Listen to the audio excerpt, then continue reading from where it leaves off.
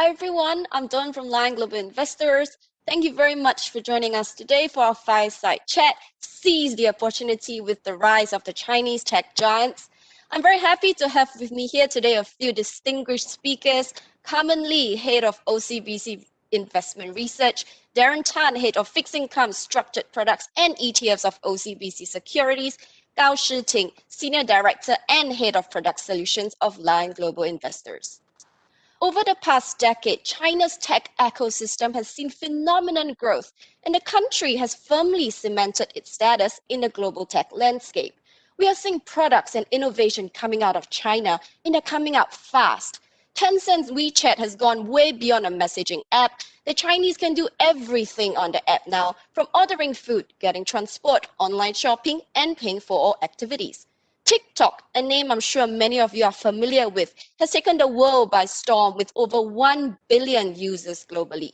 With the COVID-19 pandemic accelerating some of these trends to move things online, we're seeing increasing demand from investors for high-quality tech-related companies. Indeed, on the back of these developments, Lion Global Investors and OCBC Securities have established the first tech-focused ETF in Singapore. The initial offering period has started last Monday on 23rd November, and the ETF will be listed on a Singapore exchange on 10th of December. Without further ado, I'll hand it over to Carmen, who's going to give you a quick presentation on the global tech landscape, its year-to-date performance, as well as what we can expect going forward. To you, Carmen. Thank you, everybody, and thank you for spending your lunchtime with us, and welcome to this live event. 2020 is a difficult year, but it is also important to remember that the human race is very resilient, especially in the face of adversity. And as more positive news of vaccine research come into the market is obviously hopeful that one day this will be eradicated. And for now, this promising news has actually given the global market another reason to be positive that a gradual economic recovery looks imminent. While COVID has actually created quite a lot of chaos in the market, it has also meant that a lot of companies have pivoted to other businesses.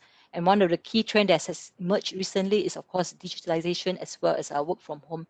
And that has actually resulted in a very rapid growth for a lot of technology company, as well as also given the consumer new ways of actually buying products as well as services.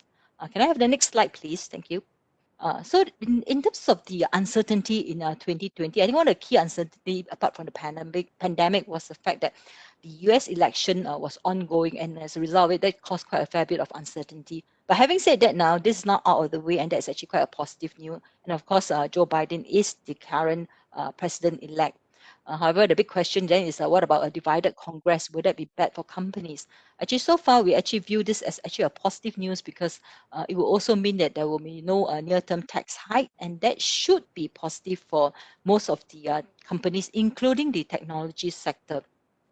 However, obviously, short-term, the COVID resurgence and the higher number of infections should still continue to be one of those tailwinds in the market, and investors are likely to still remain fairly cautious as a result of that. But having said that, if you look at it in terms of the interest rate front, then rates are actually currently a lot lower, and it's likely to be low for a longer period of time. And this is an environment that will favor the risky asset, and of course, equities will be one of the beneficiary. Can I have the next slide, please? So if you look at this slide, then it actually goes to show you that among the top companies globally, tech is now a key segment versus, let's say, 10 or 20 years ago, where you have a lot of the old economy stocks, which were in the top 10 list. But if you can look at this list, then you can see that there are a lot of very familiar names, including your regular stocks like Apple, Microsoft, Amazon, Facebook, etc. But among these companies now, you also notice there are quite a handful of very interesting Asian companies, and that, of course, includes Alibaba and Tencent. Next slide, please. So tech sectors have clearly outperformed the market this year. If you look at this chart, if you look at the orange line, which is the Hang Seng Tech Index, that has far surpassed most of the traditional indices such as your STI and your Hang Seng Index, which are the red and the blue lines. It has also outperformed most of the other global indices such as your Nasdaq as well. So Asian tech stocks have done very well. And in fact, on Friday, if you look at it, the MSCI World Index has actually reached an all-time high of 2604, up about 10% for the year. Similarly, the Nasdaq Composite Index, which is traditionally the index that a lot of people follow if they're talking about the tech sector, touched a new high, up about 36% for the year. But if you look at it, this pales in comparison to the Hang Seng Tech Index, which is up now 72% for the year. With the global economic slump, China is actually proving to be more attractive now as it is the first major economy to come out of the pandemic. In the past decade, China has actually invested quite heavily into its economy and also developed new ways of conducting its business. Of course, this also created huge giant tech companies, including Alibaba and Tencent. And these companies not only provide the regular tech services, they offer an all-encompassing offering of entertainment, enterprise services, as well as online shopping and even financial payment. And this, together with the stay-at-home trend, have created really new demands for companies which are doing technology platform and are able to leverage on these services to meet both consumer as well as business needs. Do also take note that the Chinese government is also opening up its capital market. And one good example is the stock connect between Hong Kong and China. And that has actually allowed more investors to trade Chinese share.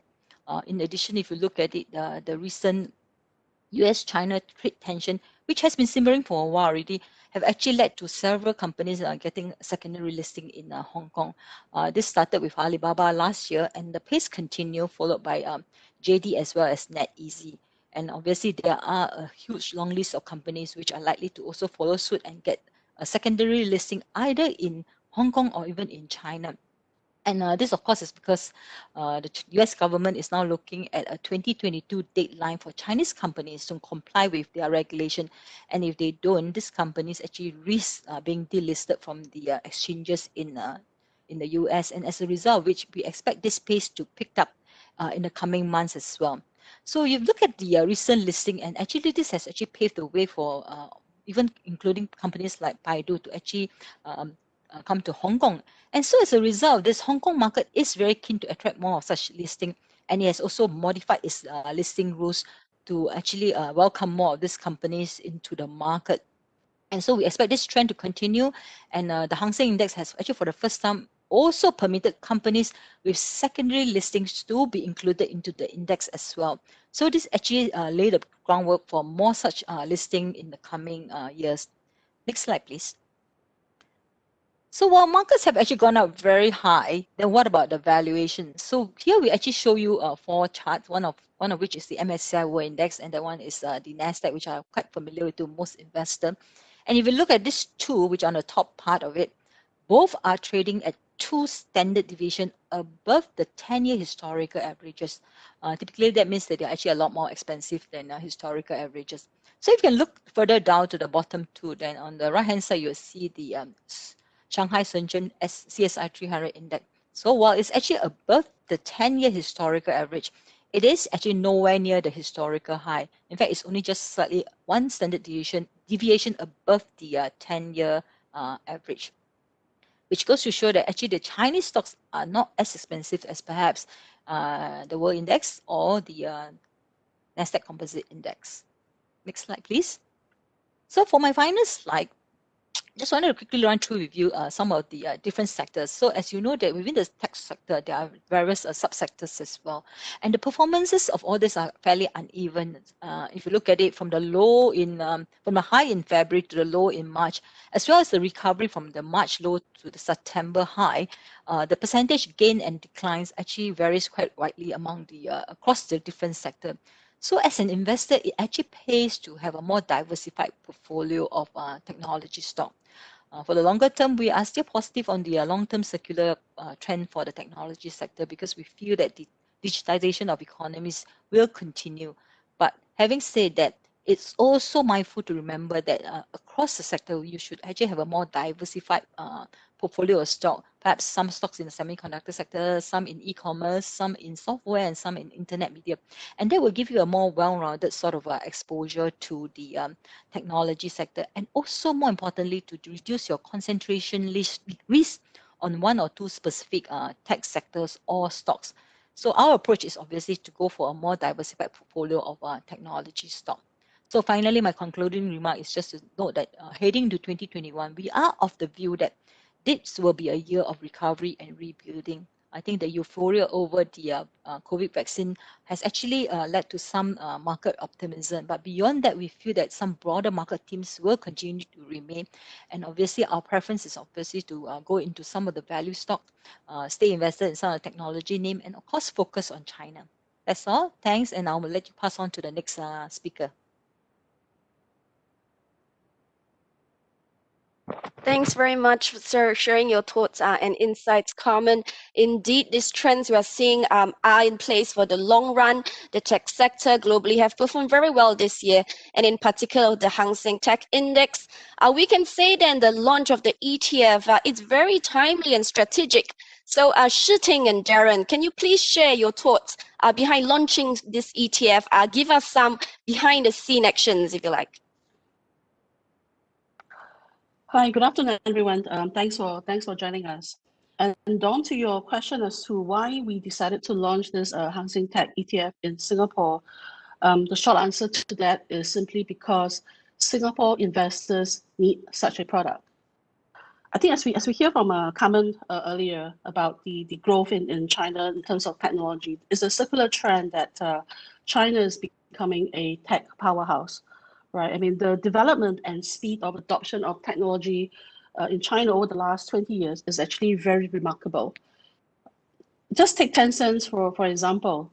For those of us who are old enough to remember, Tencent was actually started in 1998, and in 1999, it pushed out its first product, which is the instant QQ messenger, which is the penguin-looking logo, right? And look at it where it is now 21 years later. It is one of the largest tech giants in the world. All right. Tencent was listed in Hong Kong in the year 2004 at a price of $3.70 Hong Kong cents. And if you look at it today, it's trading almost as 600 Hong Kong dollars. There are a lot more other such examples like Tencent. You can have your Alibaba and your Meituan, etc. And then if we were to ask ourselves, how many Singapore investors really participated in the growth of these Chinese tech giants? Maybe some did, but perhaps many did not. That's very simply because these Chinese tech giants, they are not listed on SGX. And as a result, it is not so easy for Singapore investors, especially those who are not so savvy, to be able to partake in the growth of these Chinese tech giants. Right. So to us, there's actually an obvious product gap. There's investment opportunity, but it's not so accessible to Singapore investor.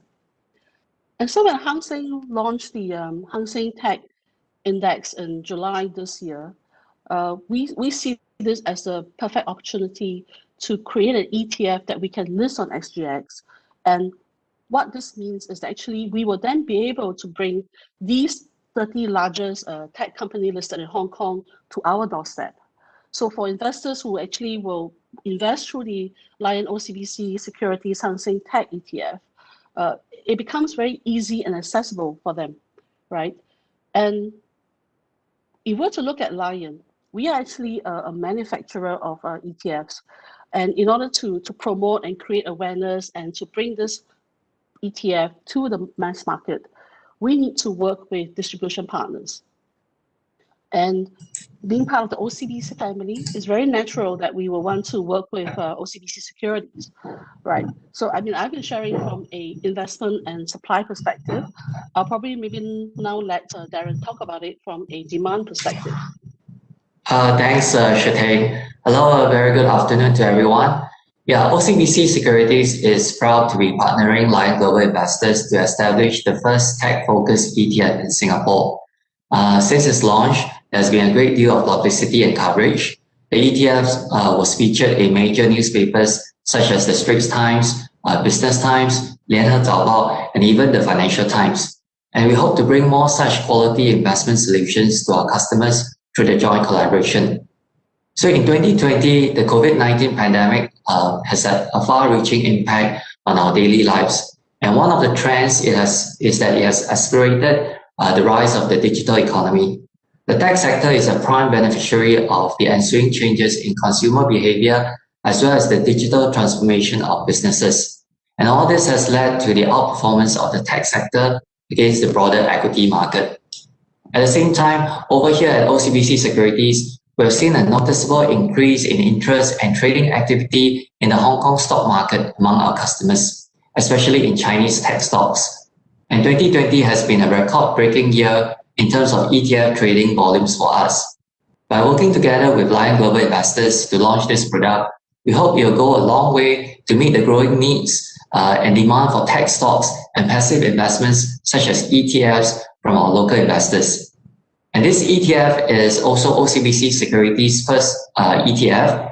It's part of our firm's strategy to expand the unique product offerings we have for our customers, especially the younger investors. And to encourage them to take the first step in investing, we're pleased to be offering a firm-wide promotion from 23rd November to 3rd December, whereby all our customers can subscribe to the ETF without having to pay any brokerage charges. Back to you, Don. Thanks very much, Shi-Ting and Darren. Actually, Darren, it's really interesting when you mentioned that this year has been a record-breaking year in terms of ETF volumes for OCBC Securities. So indeed, we're seeing a lot of demand for passive investing globally over the past decade, and we do believe it will set to continue. So if I may narrow it down even more, why in particular the Hang Seng Tech Index? Don, so let me take that question, right? So I think for any ETF, the index selection is very important, right? Because ultimately you're tracking the performance of the index. And I want to spend some time maybe just to walk through the index design and construction of the Hang Seng Tech Index, and then people can appreciate more as to why this is actually a very interesting with a lot of a growth potential index. Okay, but before we talk about that, I just want to highlight a small detail. I'm not sure if people have noticed that the way that Hang Seng spelled the tech in the index, right, in the name, is Hang Seng TCH in cap.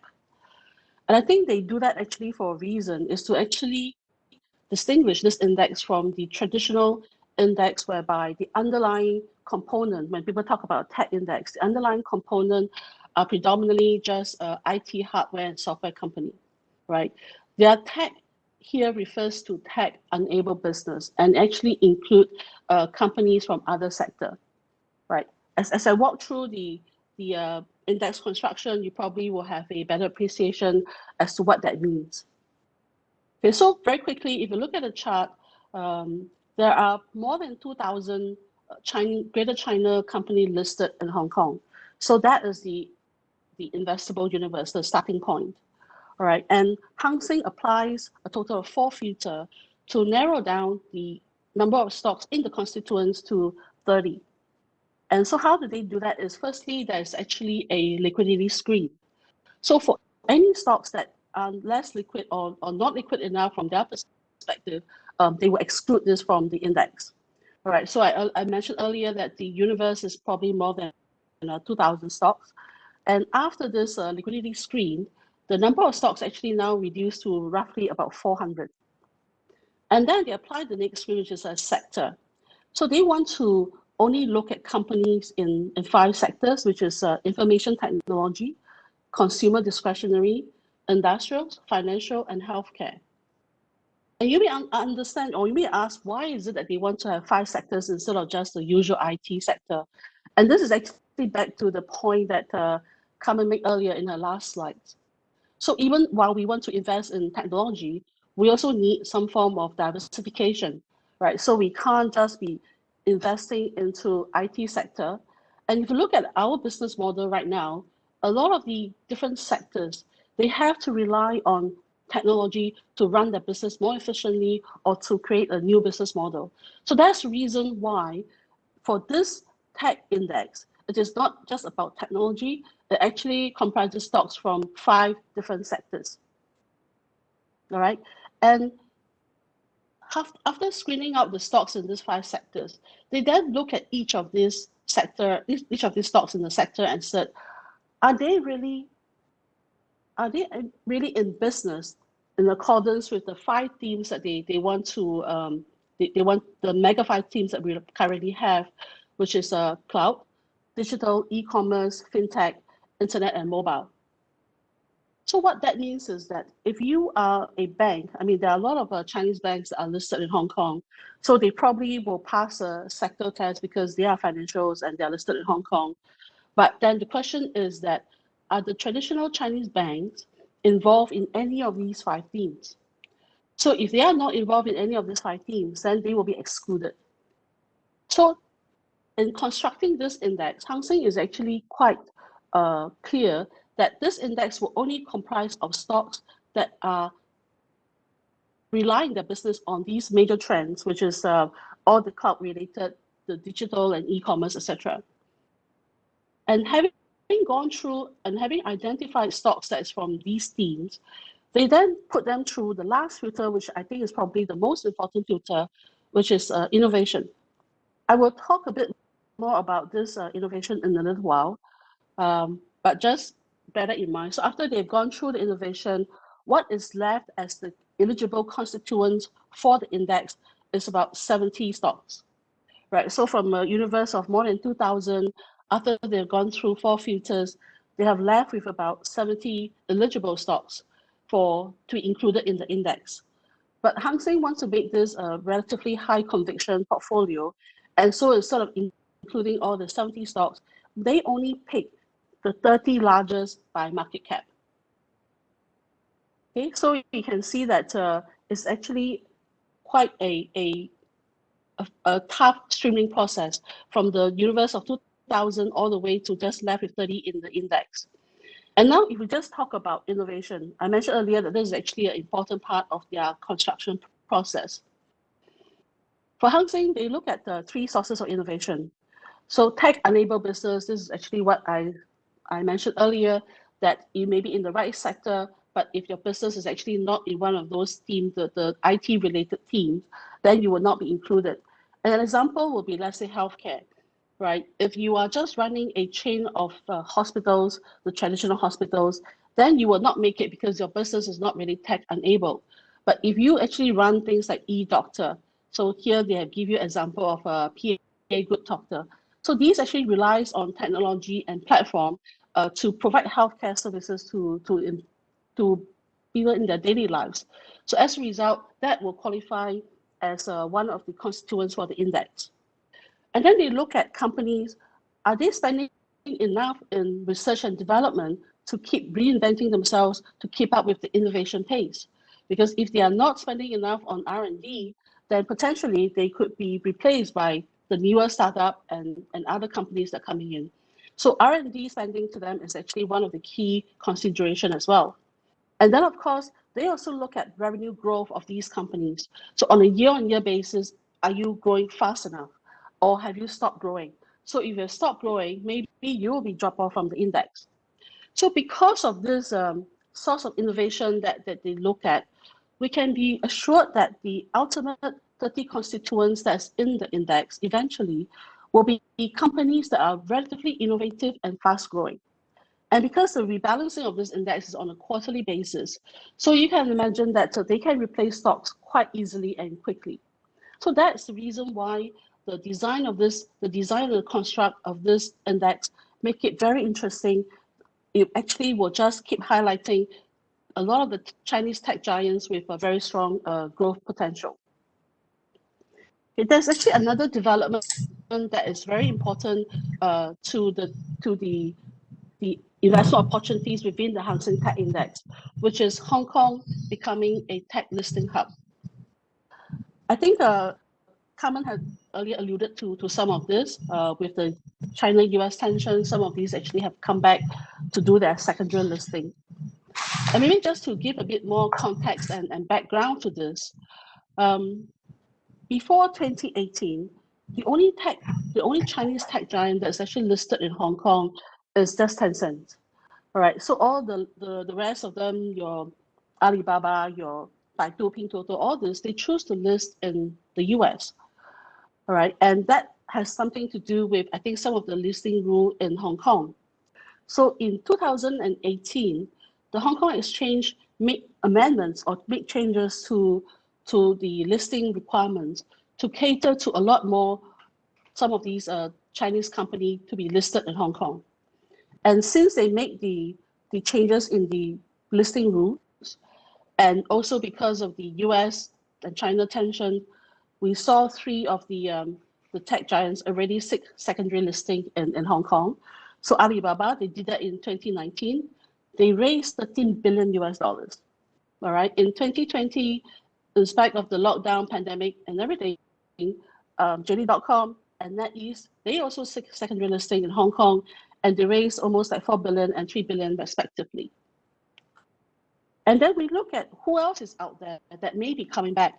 So there's actually a list that's been compiled. There are a total of 28 eligible companies that can come back to do a secondary listing in Hong Kong. And some of the bigger names or more popular names will be your Pinduoduo, Baidu, your ITE.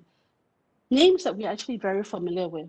All right. So if they do decide to come back, then some of these companies will have a chance to be included in the Hang Seng Tech Index. And besides these tech giants that have already been listed somewhere else, there are also the unlisted unicorns that we can consider. If you look to look at, can I have the next slide? So if you look at from a world perspective, China has some of the world's most valuable unicorns. All right, so you have your Ant Financials, your ByteDance, and your Kuaishou, etc. And just recently in November, Kuaishou already filed for IPO in Hong Kong. So we expect to see a lot more of these companies potentially seeking listing in Hong Kong instead of elsewhere. And as a result of this, as Hong Kong rises to become a tech listing hub for the East, I would imagine that a lot of these companies will become potential that can be added to the Hang Seng Tech Index in time to come. Thanks, Shi-Ting. Thanks so much for this deep dive into the index design and methodology. Indeed, it serves to capture the growth potential of the upcoming tech giants. So maybe I'll direct this question to Darren to give Shi-Ting a break from speaking. Aside from this undeniable growth story, is there any other unique selling points of this ETF that investors should be aware of? Thanks, Don. Yeah, Shi-Ting has earlier highlighted some of the pertinent features of the Hang Seng Tech Index. Indeed, tech stocks are often viewed as a growth play and can offer good potential for capital appreciation. However, investors also need to understand the risks involved with investing in tech stocks. I think some of the common characteristics of tech stocks are they tend to have higher price-earnings ratio, they pay little or no dividend, they're generally more volatile than the broader market, and hence considered to be more risky investments. Okay, using annualized standard deviation for the first 260 days of this year as a measure of volatility, we found that the average volatility of individual stocks in the Hang Seng Tech Index stands at nearly 60%, as you can see from the column on the left, compared to just 37% for the index itself. Basically, this means that it is more risky to hold a single tech stock than a portfolio of 30 such counters. Moreover, given the rapid pace of innovation and how technology is constantly evolving, it is a tall order for an experienced investor, let alone the man on the street, to pick out winners or identify stocks which can become profitable investments. And from past experience, we have seen how today's tech leaders can over time turn into tomorrow's laggards. Just look at what happened to Nokia, Yahoo, Sony, and Napster, among others. As Shi-Ting shared earlier, the weighting of each stock in the index is capped at 8% during rebalancing every quarter. This helps to ensure diversification and avoid overexposure to one or a few companies. Market capitalization indices are widely used in today's equity markets. These indices basically assign weightings to component stocks based on the total market value of their outstanding shares or publicly held shares. Examples of such indices include S&P 500, Nasdaq Composite, FTSE 100, Hang Seng Index, and our homegrown Straits Times Index. However, there are drawbacks to such indices. They are prone to concentration risk and to a lesser extent, mispricing of constituent stocks, especially when there's an extreme asset price bubble. Okay, in the S&P 500, the top 5 stocks, Apple, Microsoft, Amazon, Facebook, and Alphabet, collectively known as the FANG stocks, account for 20%, of the total weightage, while the remaining 495 stocks make up the rest of the index. So you can see this heavily skew the investment risk towards those stocks with larger weightings. Investors can avoid all these pitfalls which we mentioned and capture the diversification benefits and growth opportunities of tech stocks through the Lion-OCBC Securities Hang Seng Tech Index ETF. Thanks very much, Darren. So yeah, I think everyone on the ground now it's clear about the diversification benefits that this ETF provides. I also noted that the ETF is classified as an excluded investment product. Please, Darren, if you would share for the benefit of everyone who's dialed in, what does this mean to an average investor and what are the benefits of being an EIP? That's right. So the Lion-OCBC Securities Hang Seng Tech ETF is classified as an excluded investment product. Such an investment product has features which are less complex and more easily understood by retail investors. As a result, the ETF is open to all investors, unlike foreign listed ETFs, which are classified as specified investment products and require investors to pass an assessment known as the customer account review. And even though the ETF consists of stocks from the Hong Kong Stock Exchange, it is conveniently listed on the Singapore Exchange. This means that local investors now have easy access to the top 30 Chinese technology companies. They can trade the ETF just like any other Singapore-listed stocks without having to worry about foreign brokerage fees or custodian account charges. And this is one of the strategic focus of OCBC Securities, which is to bring global securities right to the doorsteps of our customers. Another advantage of the ETF is that it will be available in both Sing dollars and US dollars. And this allows investors to choose whether they prefer local or foreign currency exposure. And investors can also invest using cash or SRS upon listing. The ETF allows investors to buy in small lot sizes of just 10 units at a time. And this makes investing in the ETF particularly attractive for young and new investors, given the small minimum investment amount required. Other foreign listed ETFs typically have a trading board lot size of 100 to 200 units. If you look at the illustration here, the next slide please, an investor who is looking to purchase all 30 stocks in the index will have to cough up more than $76,000 as of 30th September this year. Similarly, it will cost more than $26,000 to buy the top 5 stocks in the index. Even owning a single stock, say for example Tencent, will set one back by more than $10,000. Alternatively, the investor can just choose to own all 30 stocks through the ETF at less than $20 based on the current net asset value and of course, excluding brokerage fees. Great, that's very clear. I guess last but not least, just to wrap things up, I'm sure everyone who's dialed in is very interested on how they can get started on this. So last one for you, Darren. Okay, so we are pleased to share with everyone here that the initial offering period has started on 23rd November and will end on 7th December. Okay, during this time, investors can subscribe for the ETF through the participating dealers, which include OCBC Securities, UOB Kay Hian, DBS Vickers, Philips Securities, and iFast Financial.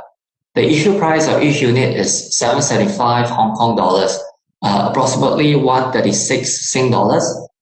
Do note that although the subscription is in Hong Kong dollars, the ETF will trade in Sing dollars and US dollars upon listing. The ETF will be listed on the Singapore Exchange on 10 December. And if for some reason you miss the opportunity to subscribe to the ETF during the IOP, you can then trade the ETF in the secondary market online or through your trading representative. The ETF will also be available via OCBC's Blue Chip Investment Plan from next month onwards. Finally, a gentle reminder that OCBC Securities is holding a promotion for the ETF from now until 3rd December. Investors do not have to pay any brokerage fees when they subscribe to a minimum amount of 5,000 units through us. Okay, that's all from me. Back to you, Don. Okay, so thank you so much to Carmen, Darren, and Shiting for sharing your thoughts with us behind the Lion-OCBC Securities Hang Seng Tech ETF. Indeed, it is an easy, affordable, and efficient way for every man on the street to invest in a fast-growing Chinese tech sector. In the interest of time, we would like to move on to Q&A to answer some of your burning questions on the ground.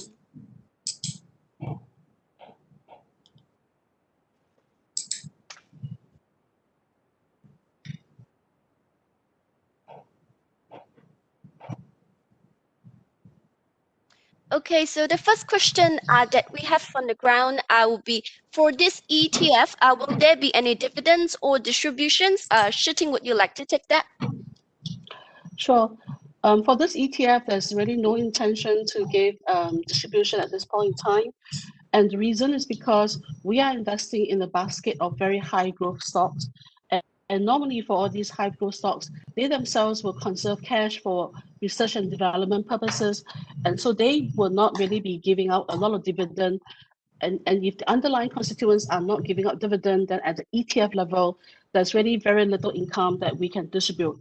If the ETF is forced to make a distribution, then they are likely to be coming out from capital, I think, which sort of defeats the purpose of investing into this kind of high growth ETF. So as a result, I think the decision from the manager at this point in time is not to make a distribution. Okay, great. Thank you. We'll move on to the next question.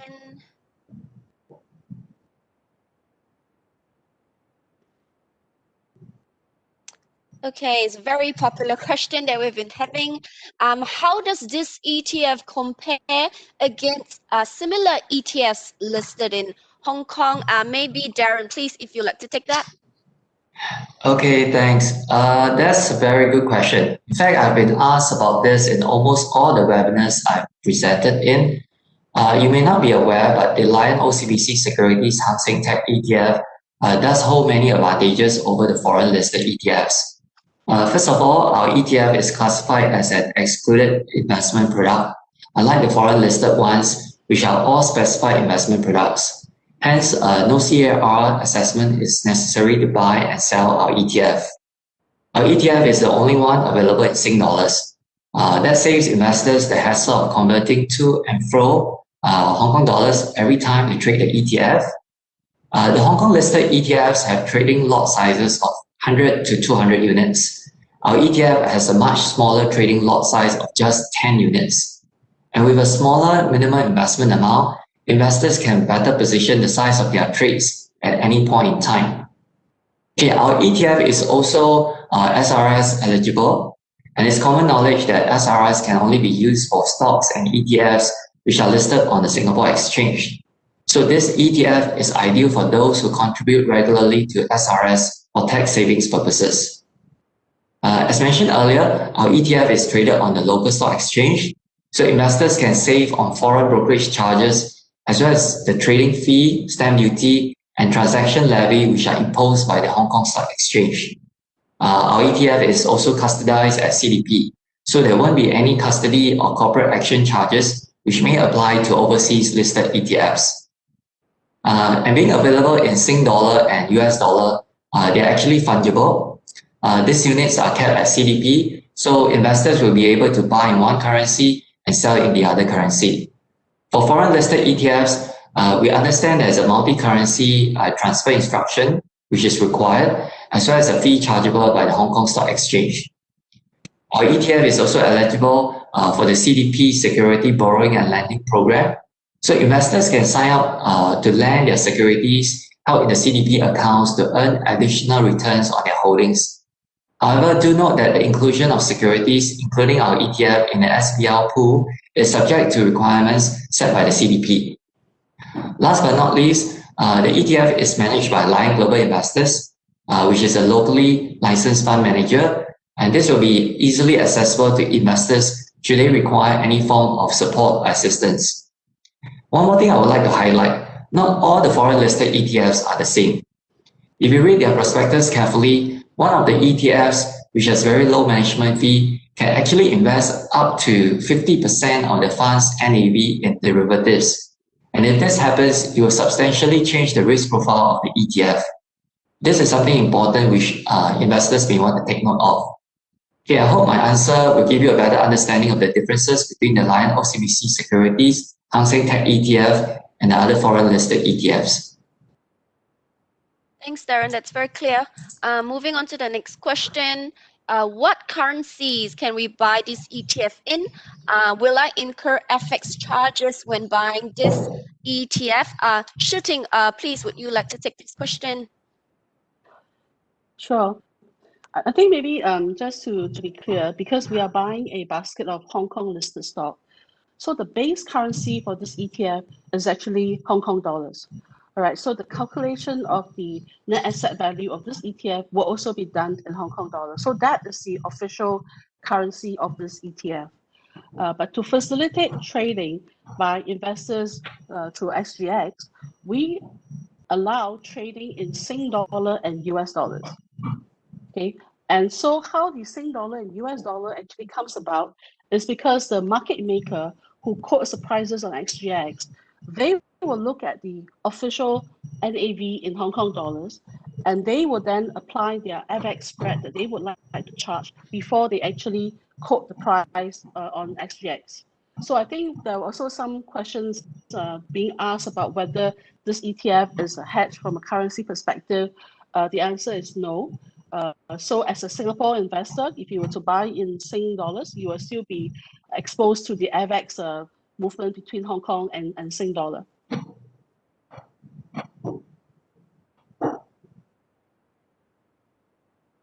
Back to you, Don. Yep. Okay, great. Thanks. Thanks so much, Shooting.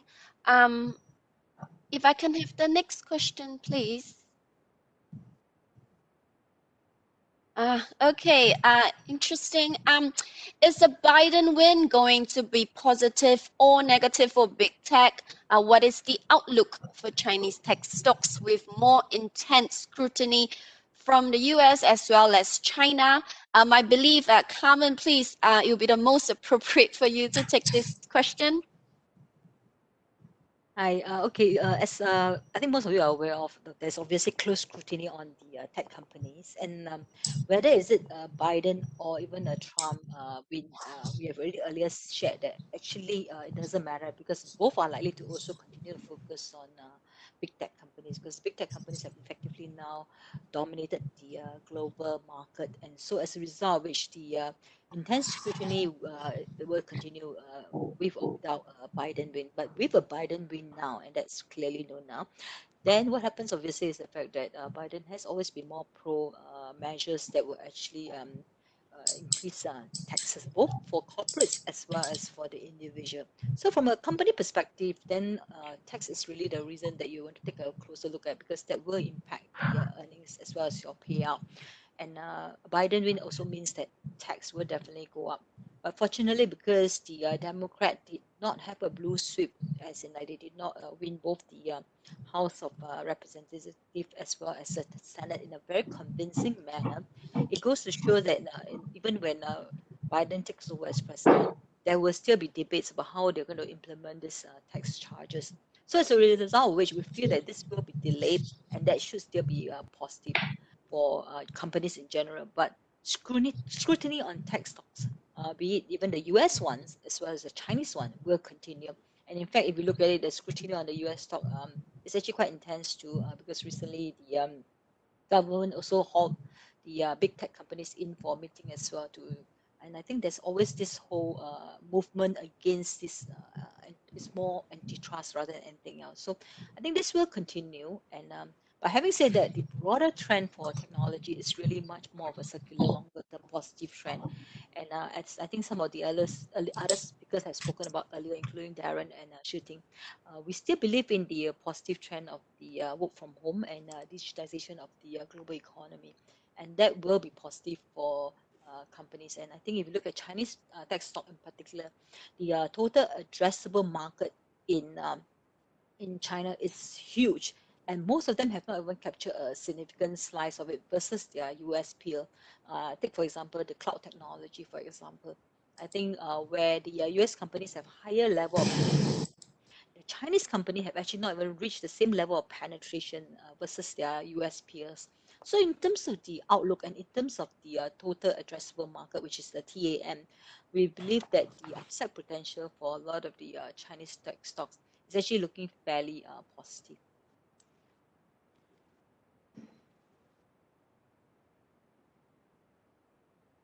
Back to you, Dawn. Thank you, Carmen. Thanks very much for your insights. I may have a question, please. The Hong Kong Tech Index is at all-time high. So is this a good time now to get into the ETF?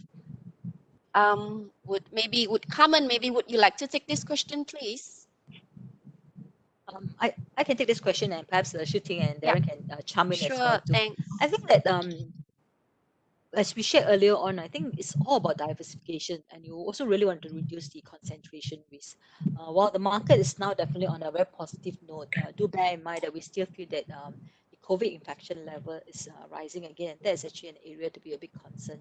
And so in a situation like this, you really do not want to put everything into one basket. But because we are still positive on the technology sector, we feel that you should actually diversify, and within that space, play into several companies rather than one or two stocks. And I think traditionally, I think if you're familiar with perhaps Apple, you just buy Apple and nothing else. Or if you're familiar with Microsoft, you just buy Microsoft and nothing else. What the ETF does is obviously is trying to replicate the whole sector, which is the whole tech sectors. And you can see that most of them actually have got different sort of businesses within that same spectrum of the technology sector. So while the index has actually gone higher, valuations, as I've shared earlier in one of my charts, is that it's not as expensive as perhaps the historical averages, or even perhaps versus some of the US peers. So as a result of which, in terms of valuation, is definitely not close to the all-time high yet. Yeah. Shu Ting, do you have anything to add? I think maybe from my perspective, looking at the potential pipelines of companies that could potentially be listed in Hong Kong, and some of these pipelines that could potentially be added to the index. I think while we may think the valuation is high, but because of these pipelines and all, it will actually create a different kind of a growth story when some of these new stocks are being added to the index.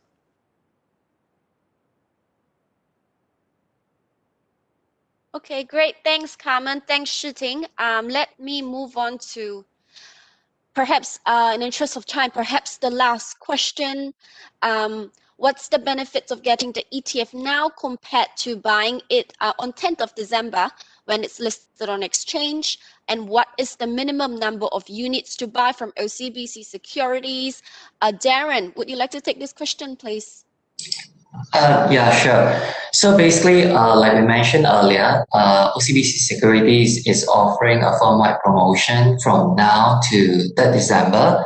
So if you subscribe to the ETF through us, basically you do not have to pay any brokerage fees or other fees and charges. So you're saving quite a fair bit. In fact, we did illustration, but it's not available here, of what happens if you buy 50,000 worth of the ETF during IOP and during the secondary market. You actually save more than about $200 from all these charges.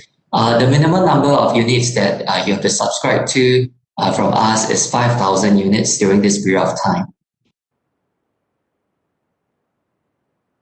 Okay, great. Thanks very much, Darren. I believe you're running out of time for this session today. Thanks again for everyone who's dialed in and listening to our presentation. Again, if there's any more questions, you can contact us on our website on both Lion Global Investors and OCBC Securities. So thanks very much again for all of your time, and we look forward to your participation. Thank you.